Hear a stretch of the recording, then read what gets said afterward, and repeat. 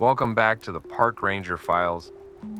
Texas is big, bigger than most people realize. And in all that space, there are things that don't belong. This episode brings you 13 chilling stories from across Texas, from abandoned backroads to silent deserts where no one should be. Stories of people who went looking for something and found something else.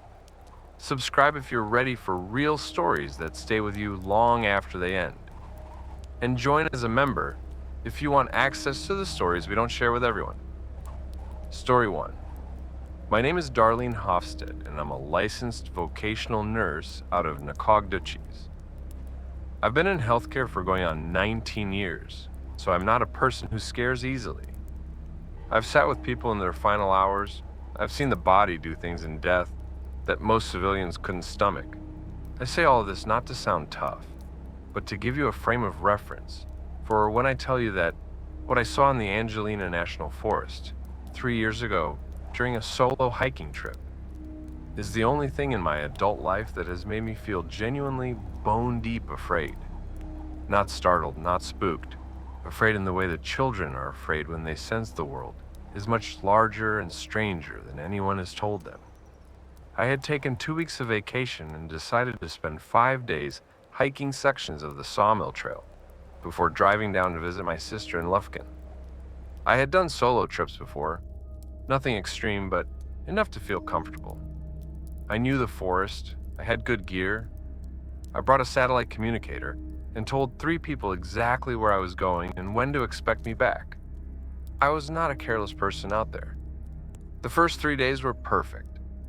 The East Texas piney woods in late October have this color to them, this deep amber and rust layered through the longleaf pines that makes you feel like you are walking inside something ancient and alive. I set up my tent each evening near water, cooked simple meals, wrote in my journal. I slept well. The nights were quiet and cold, and I felt at peace in a way I rarely do back in town. On the 4th morning, I woke before dawn and could not get back to sleep. That itself was unusual. I'm a person who sleeps heavily outdoors. But something had shifted in the atmosphere of the forest while I was sleeping.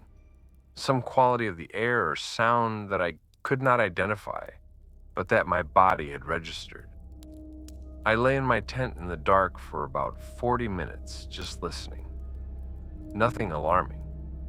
Just the normal sounds of the woods at night. An owl somewhere distant whined through the high canopy. The occasional crack of a branch cooling in the cold air. But I was awake and I stayed awake. Around 6 in the morning, first light starting to gray the sky through the tent fabric, I heard footsteps. Slow, unhurried footsteps on the leaf litter, about 20 or 30 yards from my campsite. I sat up. The footsteps had a particular gait to them, a slight drag on the left foot that created this distinctive rhythm. Step, step, drag, step, step, drag. I want you to understand why that sound hit me the way it did.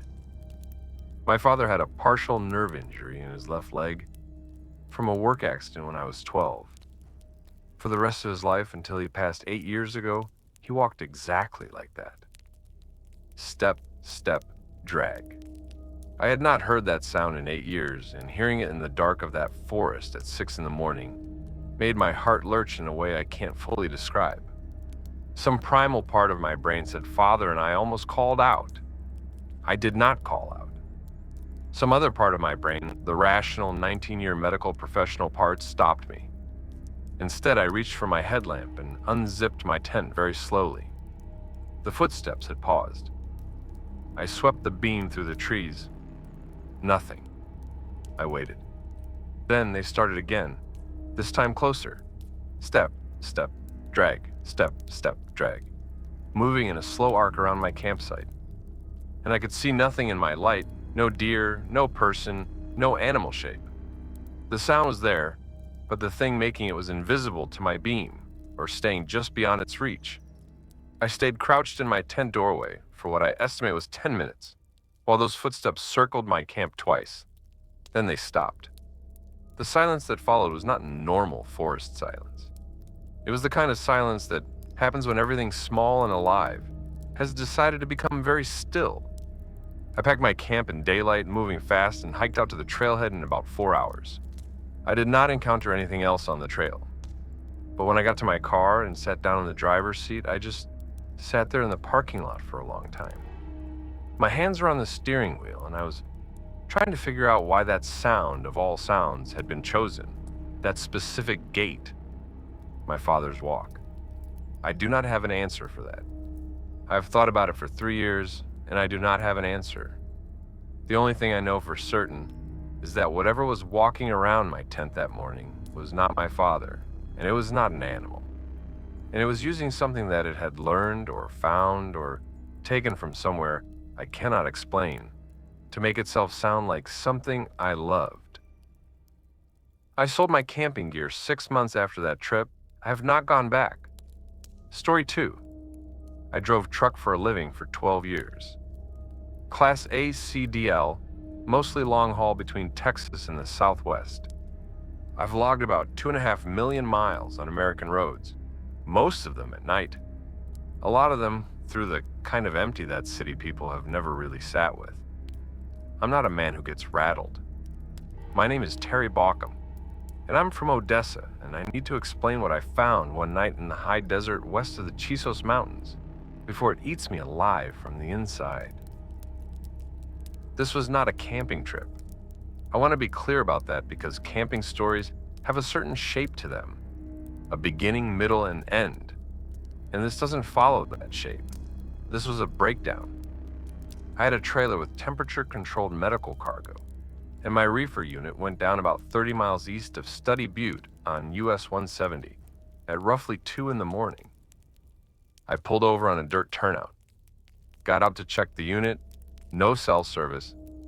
My satellite phone was dead because I had forgotten to charge it, which was a mistake I have never made before or since, and which I've thought about a great deal.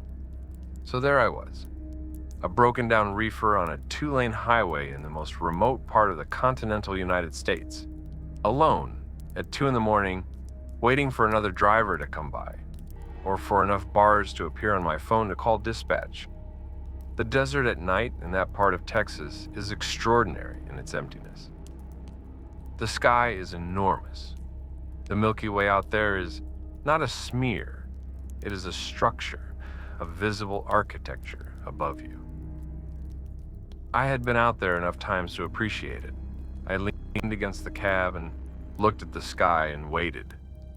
No traffic in either direction for the first 40 minutes. Then I heard something moving in the creosote flats to the south side of the road. I turned on my mag light and swept it across the brush.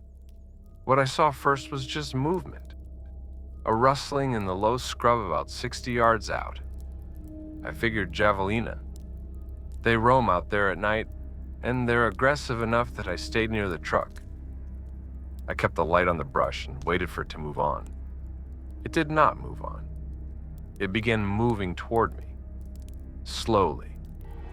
And as it came out of the thicker brush and into the more open ground between the highway and the first low ridge, I saw it clearly in my beam for about 4 seconds. It was tall. I am 6'2", and I am not a small man, and this thing stood considerably taller than me. It was moving on 2 legs, but the legs were wrong. Too long in proportion to the body, with joints that bent in too many places. The movement was a kind of shuffling lope, smooth and very fast despite looking wrong. The skin or hide was dark, mottled, and it had no visible hair that I could see. The arms were long and the hands were near the ground even as it stood upright. The face I could not make out clearly, because it turned sideways as it moved and all I got was a profile. It stopped, approximately 40 feet from my truck. It stood there in the beam of my light and it was perfectly still. I stood perfectly still. Neither of us moved for what I would estimate was 20 seconds, which is a very, very long time when you are 40 feet from something that your body is screaming is not supposed to exist. Then it turned its head toward me, fully toward me. The face was flat and broad, and the eyes reflected my light the way no human eyes reflect light, 2 pale amber discs in the dark. not the red eyeshine of an animal. Amber, pale amber, almost gold. I got back in my truck and locked the doors and sat in the driver's seat with the engine on and every light I had blazing. I did not get out of that cab until a state trooper came by at 4:45 in the morning, responding to my emergency flashers. I told him I had seen a large animal, possibly a mountain lion, and left it at that. He didn't press me. I've done research since. I've found accounts from Presidio County and Brewster County, going back decades. A lot of truckers, a lot of ranchers, a lot of people who work that stretch of land between the Rio Grande and the mountains. Most of them don't talk about what they've seen. Most of them are like me, practical people who don't have a framework for it, and so just carry it around in a quiet place inside their chest. I still drive. Different routes now. I have not been back on US 170, and I have charged my satellite phone every single day since. Story 3. I grew up in East Texas in a little town called Hemp Hill, right up against the Sabine National Forest and the reservoir. My family has hunted that land for 3 generations. My grandfather, my father, and then me. Whitetail mostly, some hog, the occasional turkey season. I know those woods the way I know my own kitchen. I know where the deer trails cross. I know which creek bottoms flood in October. I know which ridges hold warmth longer on cold mornings. Or I thought I knew. My name is Glenn Pruitt. I'm 41. I work at a feed and supply store now, but for 15 years, I guided hunting parties in that forest as a sideline. I've spent more nights out there than I can count. What happened to me and my cousin Russ in November of 2019 is something I've only told to 3 other people, and I am telling it here because keeping it inside has started to feel worse than the embarrassment of people thinking I'm crazy. Russ and I had set up a camp on private land adjacent to the national forest, land that belongs to a family friend who lets us hunt it. We'd been doing it for years. Same spot, same routine, get in Friday afternoon. Set up the blind, sit Saturday morning, field dress anything we got, drive back Sunday. This was a late season trip after Thanksgiving, and the woods had that stripped down winter quality. Bare branches, hard, cold ground, the trees looking like pencil sketches of themselves against a gray sky. Saturday morning we split up, which we always did. Russ went north toward the creek bottom, and I went east toward a sendero where I'd seen a nice buck 2 weeks earlier. Neither of us killed anything that morning. I saw does and let them walk. Russ didn't see anything. We met back at camp around noon, ate sandwiches, and decided to push into the national forest boundary for the afternoon just to scout.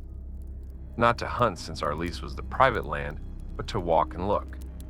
We'd been walking for maybe an hour when we came up on a structure I had never seen before.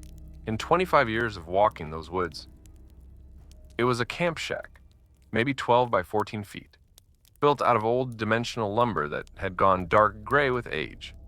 Metal roof mostly rusted, a door that stood partway open, no windows. There was a rusted metal chimney pipe sticking up through one side of the roof. Now, abandoned deer camps are not unusual in the Sabine forest. People build them, stop using them, and they fall apart over time. But this one was in a location that I knew, and I'd never seen it before. That bothered me. Russ shrugged it off and pushed the door open, and we both looked inside. There was no furniture, no beds, no chairs, no table. The floor was packed earth. What there was the walls. Every square inch of every wall inside that shack, from floor to ceiling, was covered in writing. Not spray paint, not carved. Written in what looked like dark brown paint, applied with something narrow, a stick or a brush with a fine tip. The letters were small and dense and covered everything, going in every direction, horizontal, vertical, diagonal, overlapping in places. It was not English. It wasn't Spanish. It wasn't any alphabet I recognized. It was something with recurring symbols that might have been letters or might have been something else, and the density of it, every inch covered, every surface, as if whoever wrote it could not write fast enough or could not stop, made my stomach fold over. Russ took out his phone and started photographing it. I told him I wanted to leave.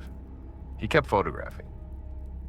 I walked back outside and stood in the cold air and tried to settle the feeling in my gut, which was telling me very clearly and loudly that this place was wrong in a way that had nothing to do with who built it or when.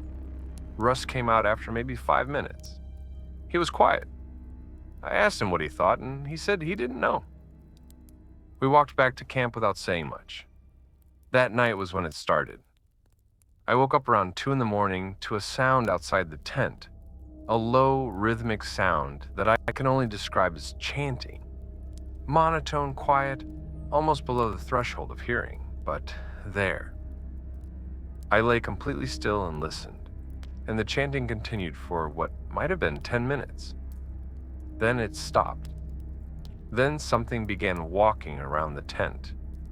Slow, deliberate circles. I could hear the footsteps clearly on the hard, cold ground. I reached for my rifle, which I had with me in the tent. The footsteps circled twice and then moved away into the trees. I did not sleep again that night. In the morning, I checked the ground around the tent for prints. The cold had hardened the ground too much to take clear impressions, but I could see the disturbance, the compressed leaves and pine needles, in a clear circle around where we had slept. We packed out before noon. I have shown Russ's photographs of the writing to 3 different people, including a linguistics professor at Stephen F. Austin, who agreed to look at them. He said he had never seen anything like it, and that it did not correspond to any writing system he was aware of.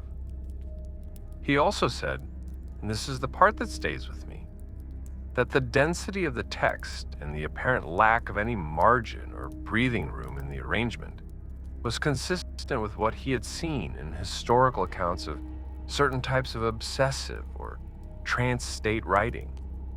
He asked where we had found it. I told him it was a hunting camp and changed the subject. I still hunt, but not on that side of the forest.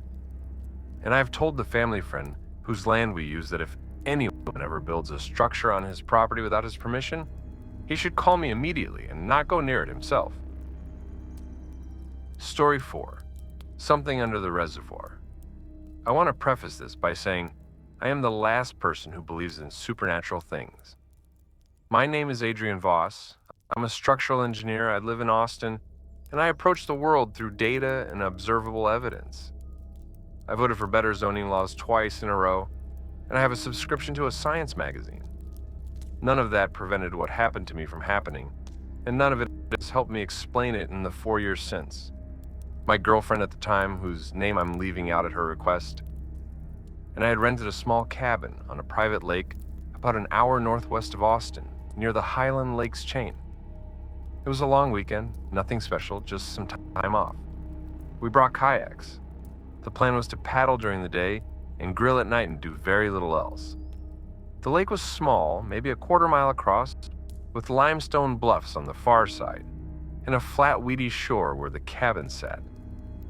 On the second afternoon, I paddled to the bluff side to look at some interesting rock formations. The water there was deep, probably 30 feet at the base of the bluff, and very clear. I was maybe 20 yards from the bluff wall and drifting and looking at the limestone when I saw something below me. It was large. That is the first and most concrete thing I can tell you. It was large in the way that large things in water register before your brain has processed details as a presence, a displacement of visual space. It was pale, a kind of grayish white, and it was deep, maybe 15 or 20 feet down, which meant the thing itself was significantly bigger than it appeared from the surface. It was moving horizontally and slowly parallel to the bluff. The shape was vaguely elongated. It had no fin that I could identify. I paddled backward fast without meaning to, pure instinct, and the movement pushed my kayak away from the bluff. I sat there maybe 40 yards from where I had been and stared at the water for a long time. Nothing broke the surface. The water was clear enough that I should have been able to see something that large near the surface, but There was nothing. I paddled back to the cabin and told my girlfriend what I had seen. She asked if it was a catfish. Highland lakes do have large catfish. I said it was bigger than any catfish I was aware of. She asked if it might have been an optical illusion, the pale limestone refracted through clear water. I said possibly. I wanted it to be possibly. That night at around 11, sitting on the dock with a beer while she read inside, I heard something surface in the middle of the lake. Not a splash.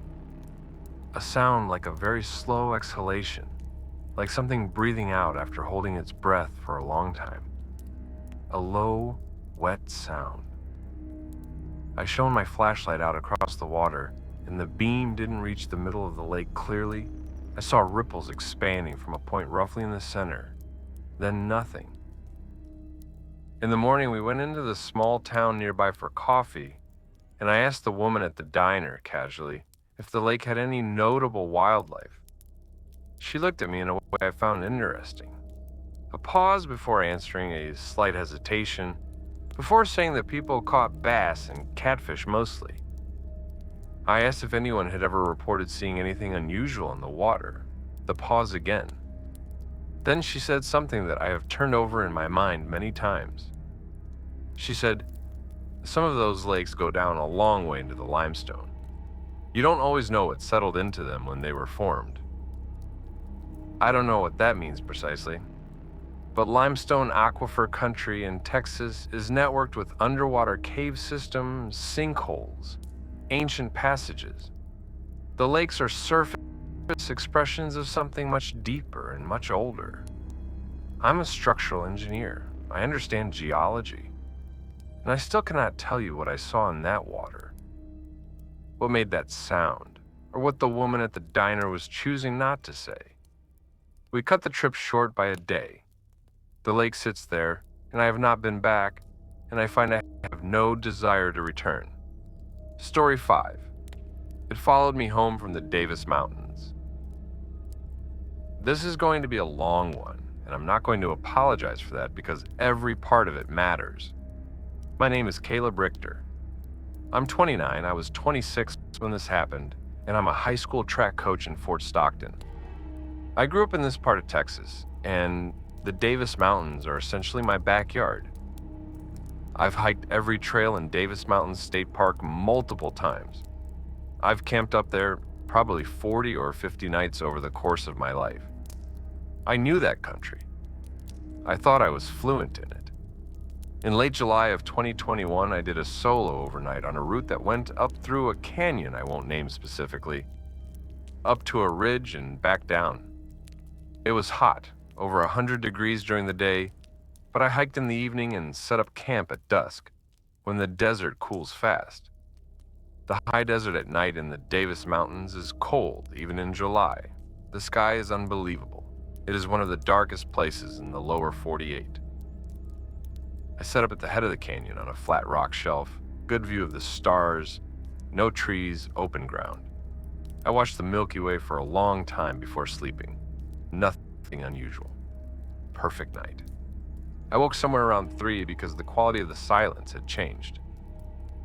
Anyone who spends real time in the desert learns to read silence the way you read weather.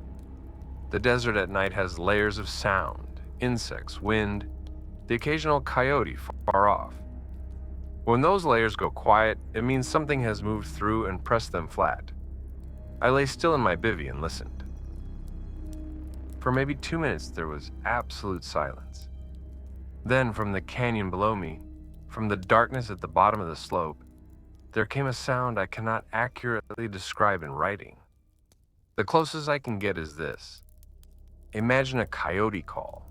Now, imagine it played backward and at a lower pitch, and broken into irregular chunks with pauses of varying length. Not howling, not barking. Something irregular and purposeful and deeply wrong. I have worked with animals my whole life. I grew up with hunting dogs. I know Texas wildlife. And that sound was not made by any animal I have ever encountered or read about. It called 4 times. Then silence. Then it was closer, clearly closer, maybe halfway up the slope, and it called again, once, then silence. Then I heard footsteps on the rock, and they were bipedal, 2-footed, evenly spaced, moving laterally across the slope below my position rather than climbing directly toward me. The footsteps on rock have a distinct sound, and these were not paws, not hooves. 2 feet, moving with weight. I did not sleep again. At first light, I climbed down and looked at the slope. Partial impressions in the thin soil between rocks, large, significantly larger than my own boot print, and my boots are a 13. I packed out fast and drove home to Fort Stockton. I showered, ate, and slept most of the day. That night, at approximately 2 in the morning, I woke to hear something in the alley behind my house. The same irregular broken call sound from the canyon, not distant, in the alley, maybe 30 feet from my bedroom window. I sat up in bed, and I am not ashamed to say I was shaking. The sound repeated twice and then moved away down the alley, and I heard nothing more.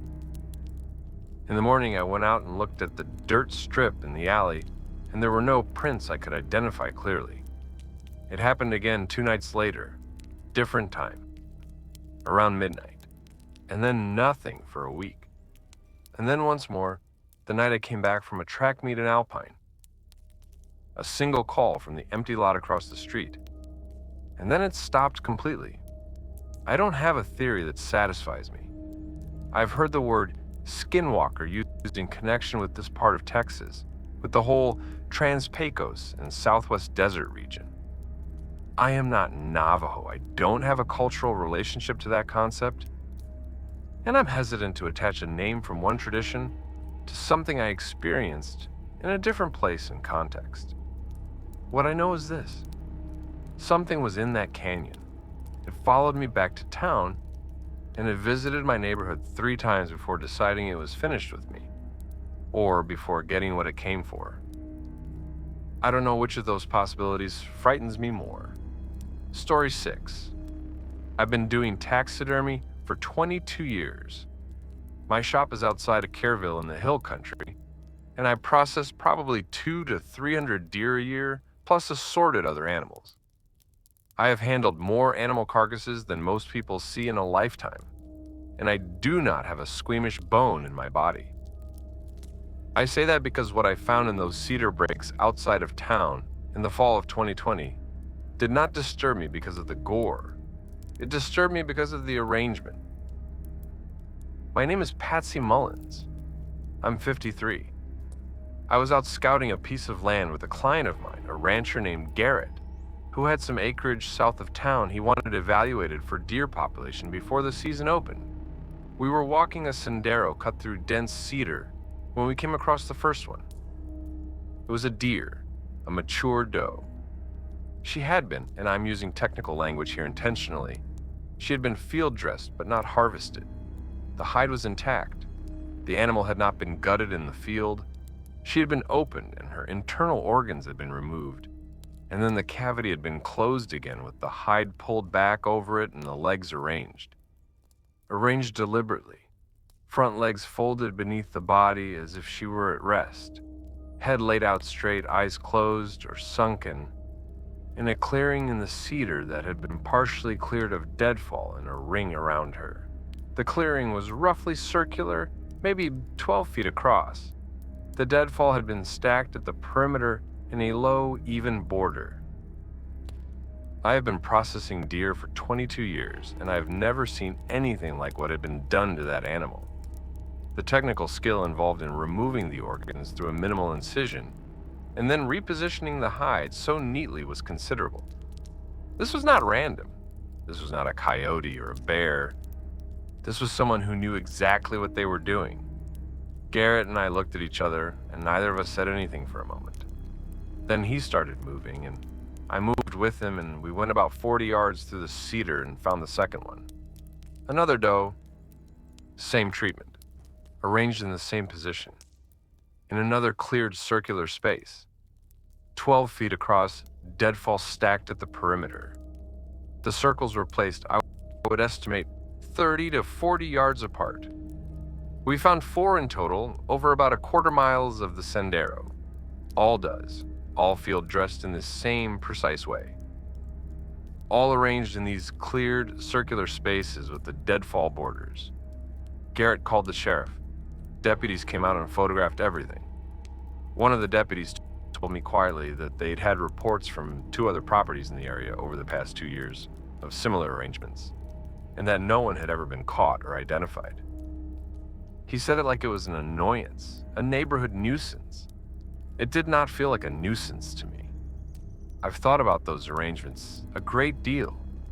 The circles, the borders of stacked wood, the precise handling of the animals, the fact that nothing was taken, nothing was eaten, nothing was wasted in any conventional sense.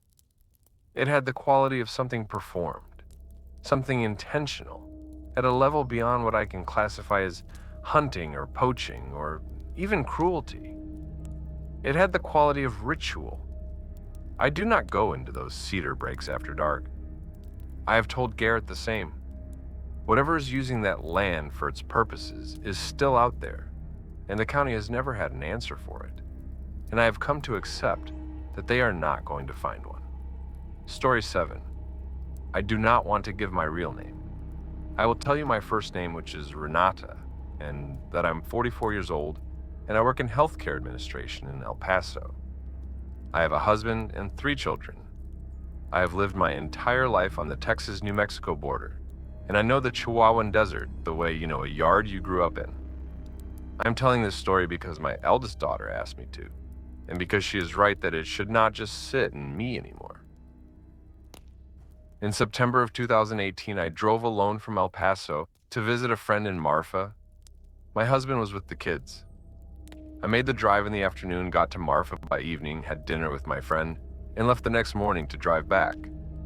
The return drive, I took a slightly different route on a county road I knew, cutting north of Highway 90 through some isolated flats.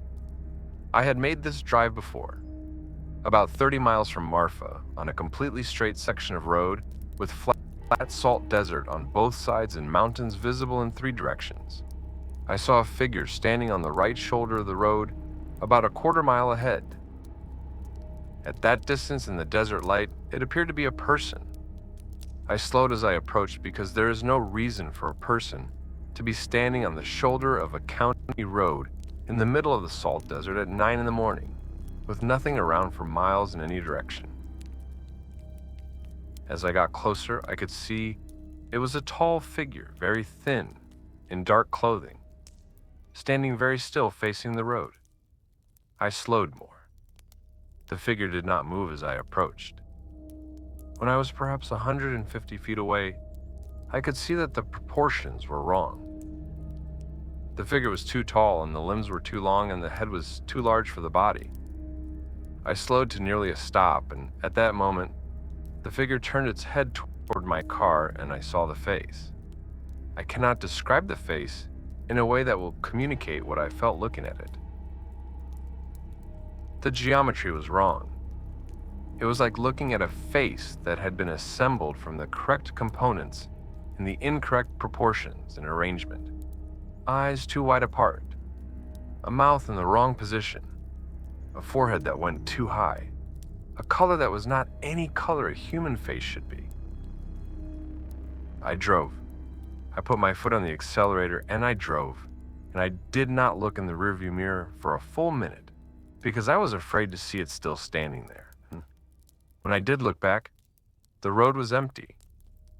I drove the rest of the way to El Paso without stopping, and I did not call my husband until I was in the driveway because I needed to be home before I could say words out loud.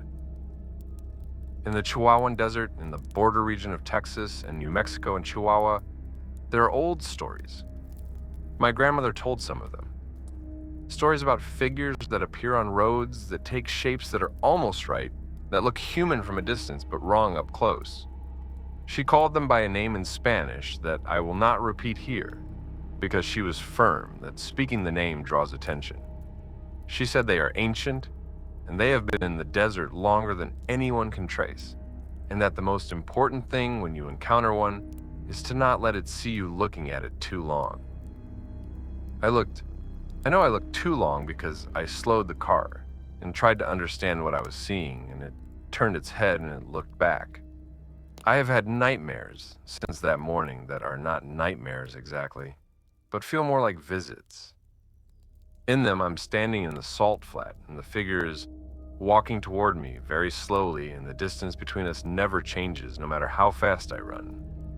I wake from these before it reaches me. I do not know whether that is fortunate or not. Story 8.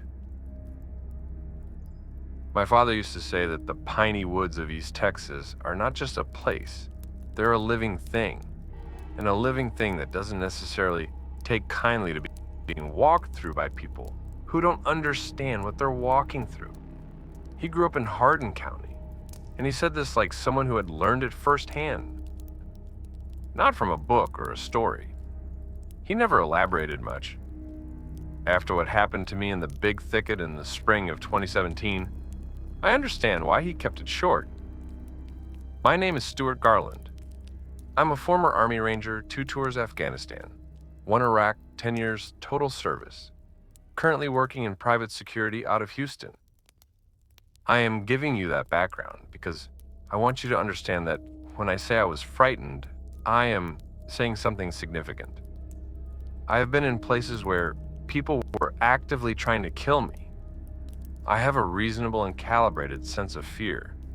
The big thicket scared me in a way that combat never did, and I've thought about the difference a great deal. 3 of us went in on a long weekend.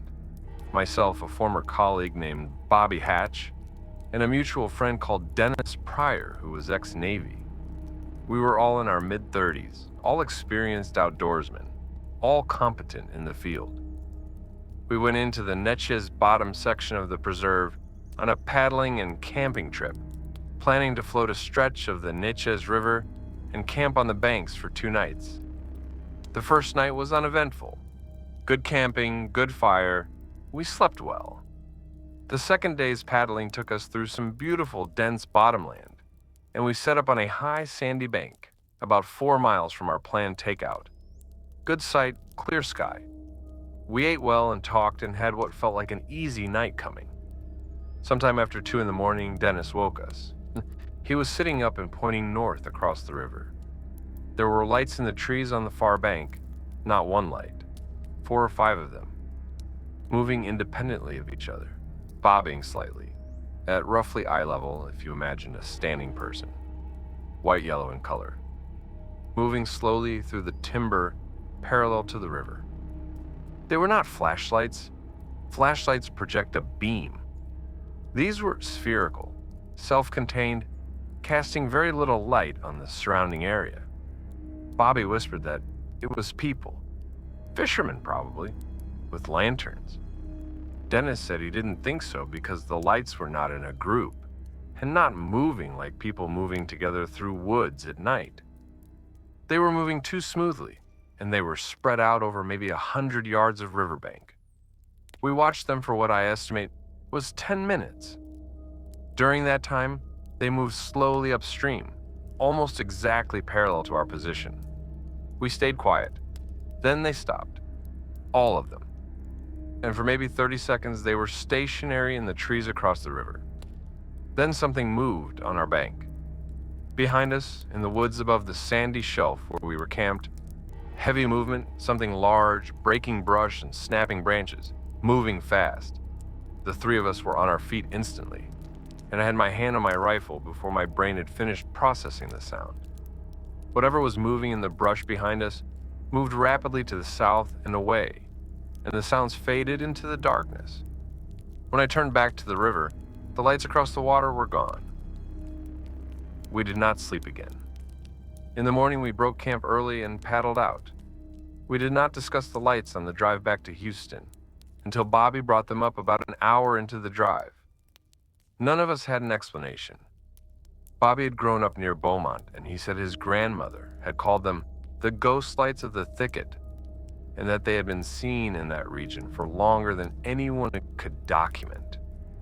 He said the stories he had heard growing up always paired them with something else, some other presence on the near bank or on the same side as the observer. as if the lights were not the thing itself but some kind of distraction or herald. I've done 2 more trips into the big thicket since, different sections. I have not seen the lights again, but I have never stopped watching the far bank at night. And I always know where my rifle is. Story 9, The Well on the Caprock. My family has ranched on the Llano Estacado for 4 generations. The Caprock is not a friendly land. It is beautiful in the way that things indifferent to human existence are beautiful, vast and flat and ancient, and absolutely without sentimentality about anything that lives on it or passes through it. You respect it or it removes you. My grandfather used to say that. He also used to say that certain places on the ranch were not to be visited after dark, and he never explained why. And after the age of about 12, I was old enough to understand that some things adults said were not invitations to ask more questions. My name is Colette Brower. I'm 37. I took over management of the family ranch from my mother 4 years ago when her health declined. I know every section of that land. I know its moods and its sounds and its silences. What I found at the old Harmon well site in October of 2022 is something I cannot put in the category of anything known to me, and that is not a category I add to easily. The Harmon well is a dry hole drilled in the 1940s, abandoned and capped at some point before my grandfather's time, on the northwest corner of our land. I had been out to it maybe a dozen times over the years. Nothing notable about it. A rusted pipe casing sticking 2 feet out of the ground in the middle of flat rangeland, with a bolted cap on it. I went out to check a fence line in that section, and stopped at the well site because something had been at the cap. The bolts had been loosened, not removed, but worked on. The cap itself was slightly askew, shifted maybe a quarter turn from its seated position. I got off my ATV and looked at it. Something had come to this capped well in the middle of a ranch on the Llano Estacado and worked on the bolts. No tool marks that suggested human tools. The bolt heads were scored in a pattern that looked like something had gripped them. Something without a socket or a wrench. Something that had used pressure and friction rather than a tool. I snugged the bolts back down and rode back to the house. That night I could hear the cattle on the far side of the northwest pasture making noise, which they don't do at night without reason. By morning they had pushed through a fence to get away from that corner of the pasture, and I spent half the day running them back and patching wire. I went back to the well 3 days later and the bolts were loose again. The cap was shifted further this time, maybe a half turn off its seat. I could smell something coming from the gap. I cannot adequately describe the smell except to say it was very old and very cold and had something biological in it that turned my stomach. I retightened the bolts and this time added my own chain and padlock around the casing. I have not gone back to check. The cattle will not go to that corner of the pasture, and I have given up trying to move them there. Whatever my grandfather knew about places on this land that were not to be visited after dark, I believe he knew something about that well. And whatever spent time working at that cap over those weeks, I do not believe it was working at it to get out. I believe it was working at it to get something back in. Story 10. I need to be careful about how I say this because some of what I am going to describe was confirmed by a second observer, and some of it only I saw, and I want you to know which is which. My name is Floyd Kimura. I'm a freelance photographer. I live in El Paso. And in March of 2022, I spent 4 days in Guadalupe Mountains National Park, shooting landscape photography for a client project. I camped at the Pine Springs campground and day hiked from there into the backcountry. On the 3rd day, I took the trail up to El Capitan and then continued further into the backcountry than most day hikers go. I was alone. I had a permit for the area. In the early afternoon, maybe 2 miles from the main trail junction, I stopped on a ridge to shoot some images of the Delaware Basin below and felt, with a certainty I cannot fully justify, that I was being observed. Not a subtle feeling, a strong physical certainty that something behind me was watching me intently. I turned around. The trail behind me was empty for as far as I could see, maybe a quarter-mile back, to where it curved around a rock formation. Nothing on the slope above me. Nothing in the sparse vegetation below. I stood and scanned for a full minute and saw nothing. Turned back to my photography, and within 3 minutes, the feeling returned. Stronger. The hair on my arms was up, and I had a sick tightening in my chest that I associate with being in genuine danger. I turned quickly this time, faster than a person following at a comfortable distance would have anticipated, and caught movement. Something behind the largest boulder on the slope above the trail, maybe 80 feet up and behind me. A movement that stopped the instant I turned. I stared at that rock for a long time. Nothing moved. But the top edge of the boulder was high enough that I could not see above it from where I stood. I changed my angle, moved 20 feet to the left, and got a different view of the slope. The boulder was big, maybe 10 feet high, and on its far side, at the upper edge, I could see something. Not clearly. The sun was high and the rock cast complicated shadows. But there was something there that was not rock. Something that blended with the gray limestone, but did not perfectly match it. A shape that was organic rather than geological. I raised my camera and shot a burst through a 400mm lens. When I got back to camp that evening and pulled up the images on my laptop, I had 4 frames that showed the same thing. A shape pressed against the backside of the boulder, partially visible above its upper edge. The shape was roughly vertical. It was a color that was close to the limestone, but not identical. And in one frame, one only, there was what appeared to be a face looking over the top of the rock toward where I had been standing. I say appeared because it is not clear. It is the kind of image where once you see the face, you cannot unsee it, and before you see it, you wonder if it is there at all. I showed the images to another photographer the next morning at the campground, a woman from Albuquerque who had been shooting out there for a week. She looked at them for a long time without speaking. Then she said she'd seen something on the upper ridge 2 days before that she had not been able to identify. She described a shape that moved across the exposed rock of the upper Guadalupes in a way that she said was not right for a person, moving too fast and in a pattern too inconsistent with normal hiking movement. She said she had assumed it was a trick of the light. I have those photographs. I have looked at them many times. I have shown them to people whose opinions I respect. No one has been able to tell me with certainty what is in them. What I know is that something followed me for at least an hour in that trail, staying just behind me, keeping to the high ground, and that it was patient and deliberate in the way it tracked me. That combination, the patience, the use of terrain, the deliberateness, is what separates it in my mind from anything I can explain as animal behavior. Animals that stalk do not spend an hour doing it and then simply disappear. Story 11. My grandmother always said the old swamps along the lower San Marcos River had things in them that had been there since before the Spaniards came through. She didn't say it to scare us. She said it the way she would say the river floods in spring, as a fact about the place that sensible people accounted for. My grandmother was a deeply practical woman, and she had not one superstitious bone in her body, which is why I took what she said seriously even as a child. She was describing something she understood to be real. I am Yolanda Ferrante. I'm 51. I live in Gonzales County, and I have lived here my entire life, except for 6 years in San Antonio for school and work. The Palmetto State Natural Area is a remnant of ancient palmetto swamp that feels genuinely prehistoric, and if you have ever walked it, you know what I mean.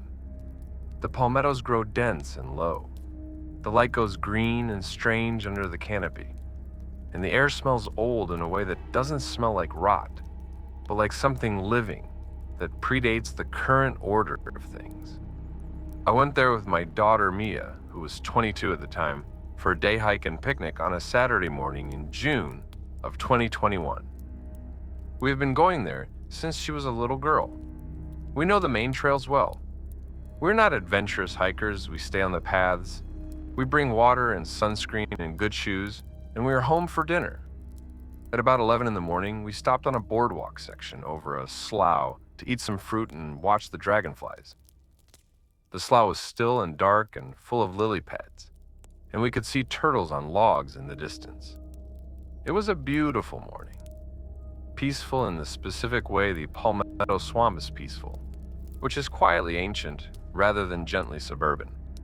Mia saw it first. She grabbed my arm and pointed without speaking.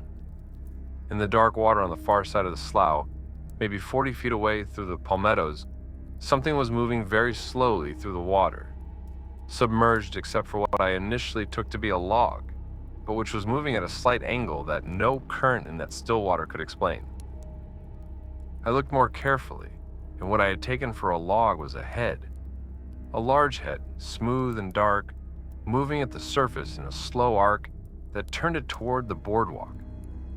I took it for an alligator. Alligators have been re-established in that area, and a large one floating would look exactly like that. I was starting to say as much to Mia when the thing surfaced more fully and I stopped speaking. It was not an alligator. The head shape was wrong, rounder and higher, not the flat, elongated wedge of a gator. The neck was wrong. The portion of neck visible above the water was too long and too vertical, and the eyes which became visible as it turned were not the eyes of a reptile. They were high on the head in a position suggesting a different kind of animal entirely, and they were pale, catching the filtered green light under the palmettos and reflecting it back. Mia and I did not move. The thing in the water turned slowly until it faced the boardwalk directly, and then it was still. It floated there, facing us, for what I estimate was 2 full minutes. Then it submerged. Not fast, not with any splash or commotion. Just smoothly went down, the head descending below the surface in a gradual and controlled way, and the water closed over it with only the smallest ring of ripples. We left the boardwalk immediately and walked back to the parking lot without stopping and without speaking. In the car, Mia sat and looked at her hands for a while. Then she said, "What was that, Mom?" And I said I didn't know. And she said, "Grandma used to talk about things in the old swamps." And I said, yes, she did. We have been back to the palmetto since. Not to that boardwalk. We stick to the upland trails now. I've not seen it again. But I have heard once on a still morning a sound from the direction of that slough that I can only describe as a sustained exhalation, slow and wet and immeasurably old. I did not go to look. My grandmother raised me with enough sense for that. Story 12. I was working for a landscaping company the summer this happened, doing irrigation installs and lawn maintenance mostly for residential clients around the Whitney Lake area, which is in hill country between Waco and the Metroplex. My route took me through a lot of rural roads, and I was used to being out early and working in places where other people weren't. My name is Dex Mulroney. I'm 28 now. I was 24 when this happened, living in Hillsboro, working the landscaping road. Just a regular guy with a truck and a job, and nothing particularly unusual about his life. I want to establish that because what I'm going to tell you sounds like something that happens to other types of people. People who seek out strange experiences or live in extraordinary places. I did not seek this out, and my life at the time was about as ordinary as life gets. I was on a county road at about 6:45 in the morning before the full heat of the day hit, driving to a residential job in a development near the lake's north shore. The county road cuts through a stretch of open cedar and shin oak, rolling country, not heavily wooded, but with enough vegetation that sightlines are limited to maybe 50 or 60 yards from the road in most places. I came around a curve, and there was a man standing in the road. Middle of my lane, about 40 yards ahead. I braked and came to a stop. The man was standing still, not walking, not crossing the road, just standing there, facing my direction. He was wearing work clothes, jeans, and a dark long-sleeve shirt, and a hat with a brim. Normal enough for that area at that hour. I honked once. He didn't move. I put on my hazards and waited about 30 seconds. He didn't move. I rolled down my window and called out to ask if he needed help. No response, no movement. I got out of my truck. This, in retrospect, was probably not wise, but at the time I was more concerned about a person in distress than anything else. I walked toward him, and as I got closer, I noticed things that I processed slowly, because each one on its own seemed like it might have an explanation. He was standing with his feet at a slightly wrong angle to each other, toes pointing in and heels wide, a stance that looked profoundly uncomfortable for a standing adult. His arms were at his sides, but not relaxed, rigid hands flat against his thighs. His head was at a slight downward angle, like he was looking at the road surface immediately in front of him. I was about 15 feet away when I said, "Hey, you okay?" And he turned his face up to look at me. I don't know how to describe what was wrong with the face, except to say that the expression was not an expression. It was a face that was arranged in a way that suggested it was attempting an expression and had not quite achieved it. A mouth that had been placed in a position close to neutral, but with something effortful about the positioning, like it was being held there rather than settled there naturally. Eyes that were the right color and the right shape, but that moved in a way that was slightly too smooth, without the micro adjustments and flutter that human eyes make when they're actually seeing something. I stopped walking toward him. He said something. The voice was flat, and he said it quietly, so I couldn't make out the words. I said what, and he said it again, and this time I caught it. He said, "This is not the road you want." Not a warning about traffic. Not pointing me toward a different route. "This is not the road you want," said in a flat, even tone without inflection. I walked backward to my truck. I kept my eyes on him. He turned his face back down and resumed looking at the road surface, and did not move again while I got in my vehicle. I went off-road to get around him, driving through the shallow bar ditch and back up onto the shoulder, and when I passed him, my window was less than 10 feet from where he stood, and I looked and his face was down, and he was absolutely still. In my rearview mirror, he was there for the full time I had him in view, standing in the road facing away from me now, perfectly still. Then the road curved and he was out of sight. I asked about it at the job site. The homeowner had lived out there for 20 years, and when I described the spot on the road, she was quiet for a moment, and then said she didn't go that way in the early morning or late evening anymore. She didn't explain why. I didn't ask. I still drive that road sometimes for work. I haven't seen anything on it again, but I take it at speed now, and I do not stop for anything. Story 13. The Bone House. Somewhere in the Piney Woods. I want to be upfront about a few things. I'm not going to give my real name because some of what I'm describing involves private land, and I'm not interested in the legal complications. You can call me Wallace, which is my middle name. I'm 46. I was a licensed paramedic for 18 years, and I currently work as a medical transport coordinator. I have a background in dealing with trauma and in staying calm under conditions that would make most people fall apart. I also want to say that I shared this account with my former partner from the ambulance service, a man who has known me for 20 years, and he said he believed me completely based on the state I was in when I called him that night, because he said I sounded like a man who had seen something that broke something in him, and that was not a way he had ever heard me sound in 20 years. I want you to hold on to that, because what I found in those woods outside of Center, Texas, in the piney woods of Shelby County, in November of 2020, is something I need you to believe. I was hunting deer on a family friend's lease, as I had done many times. I went in on a Friday evening and set up a blind near a feeder and spent Saturday morning in the stand.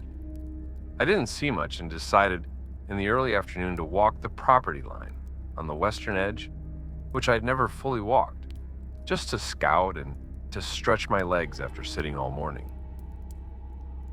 The western property line ran along a shallow ridge and then dropped down into a creek bottom that was choked with yaw pond and privet and dense enough that the light went dark even on a clear afternoon.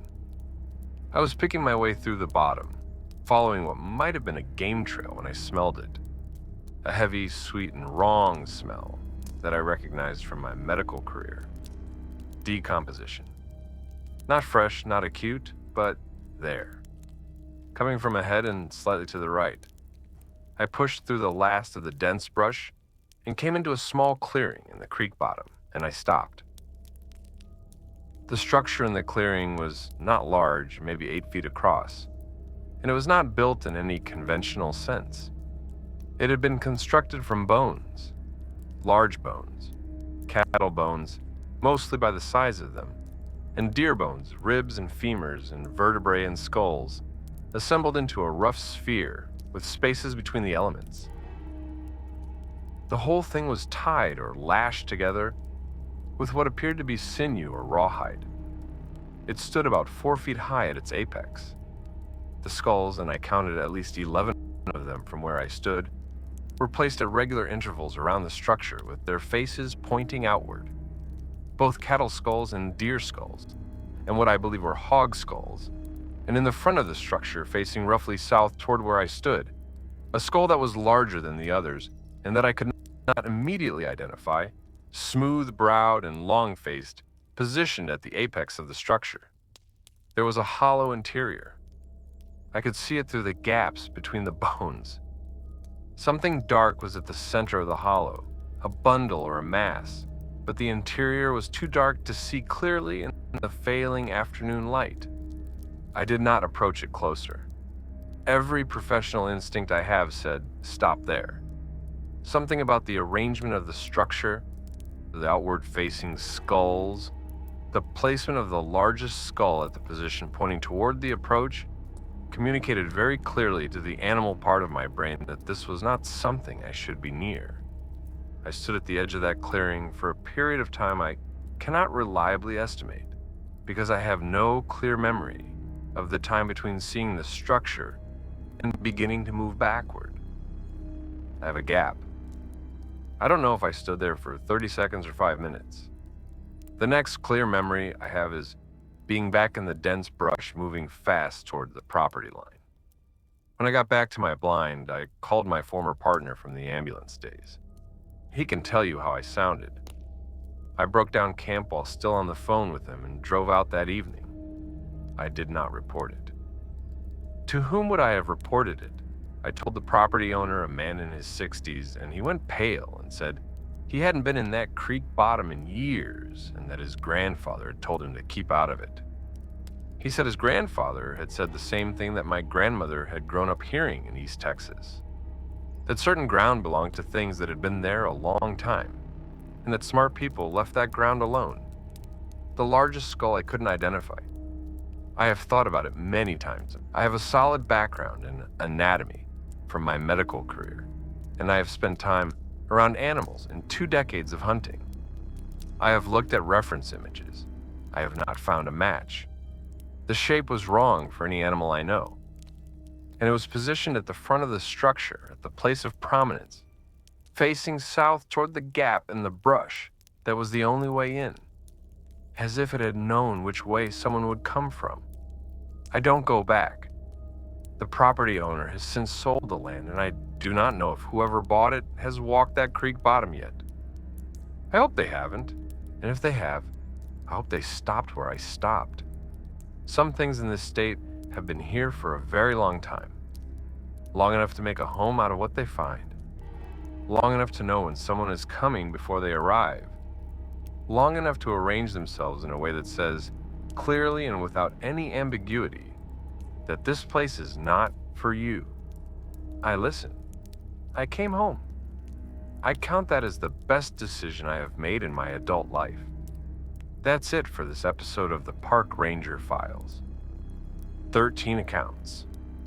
13 people. 13 pieces of something large and strange that lives out in the wild spaces of Texas. And that does not care whether we believe in it or not. I want to say something directly to everyone who submitted a story that was featured today. Thank you. If you have your own account and you have been sitting on it, please send it to us at the submission email in the description below.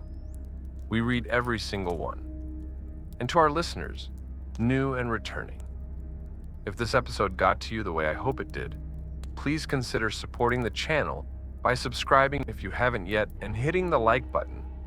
It genuinely helps us keep doing this work and reaching the people who need to hear these stories.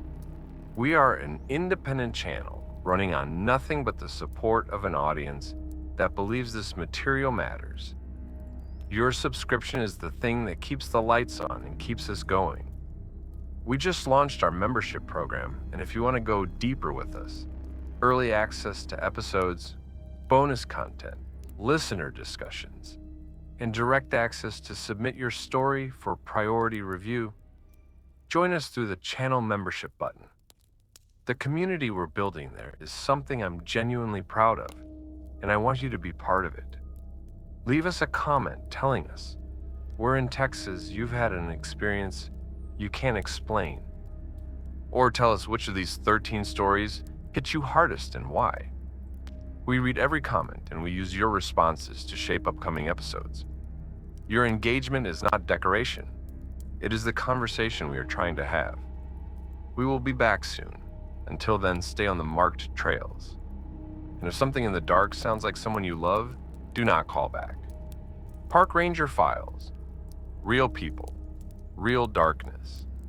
Real Texas.